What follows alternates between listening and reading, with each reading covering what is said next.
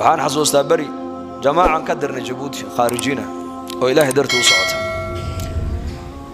wadanka Malawi la yiraahdo ku baxeen markaas loo sheego lagu yiri meeshan waxa wadankan xaraq qaxooti oo dad Soomaaliya ay joogan ayaa ku taala jamaacadii halkii bay ziyaarteen looma ogola meesha inay galaan masaajid u dhow baa lagu dajiyay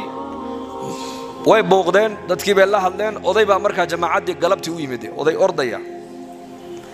markaas uu adeerayaal inankaygi ayaa gaalnimo qarka u saaran kaalaya ila booqdo oo ku xajiye diinta islaamka inuu iga galoobine oo adeer adigu muslim baa tahay Soomaalina waa tahay ha inankaaguna waa muslim oo adiga dhalay Soomaaliin ha hooyadiina muslimad Soomaaliyeed ha sidoo u galoobi toddobaadkan qolooyinka ay hay'adu ay qaadayso ee dhulka gaalada loo dhoofinayo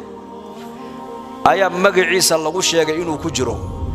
hay'aduna dadka ma qaado ma dhoofiso ilaa shuruud bay ku xidhaa shuruudda ay ku xidhaysa waxa kamid ah kitaabka Quraanka inta dhulka loo dhiga leeyahay ku joogso la ilaaha illa allah hadaad socotaan ajiib baad arkaysaan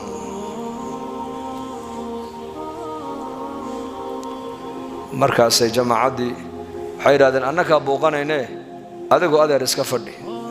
noo tilmaam meesha uu ka degan yahay xerada markaas uu farta ugu fiiqo qolka buu ku jiraa halkii bay ugu tageen waa nin dhalinyaro ah oo dadkeena markuu jamaacadii arkay uu ka yaraa iska qoslay wuxuu cidda inni soo dirtaan ogahay buu cidda iniga dambaysay inni soo dirtay baan garanayaa waayo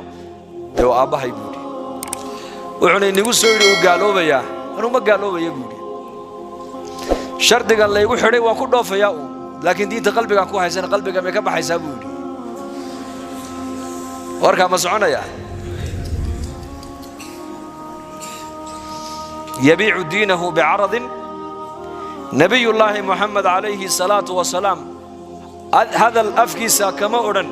إلا وحو النبي شيء والأركي أقادا ومن معجزاته عليه الصلاة والسلام معجزاتك إلهي نبي محمد السيبا كمدا إنه وحيابها إيمان دونا وكسي ورب الرسول مركب في التنبا سعة الزمن الفتن ما قال إنكم أنت مركب مؤمنك وأينو إيجا مر والبا وأينو كده على استقامة على الدين كسرنا ودين تال الإسلام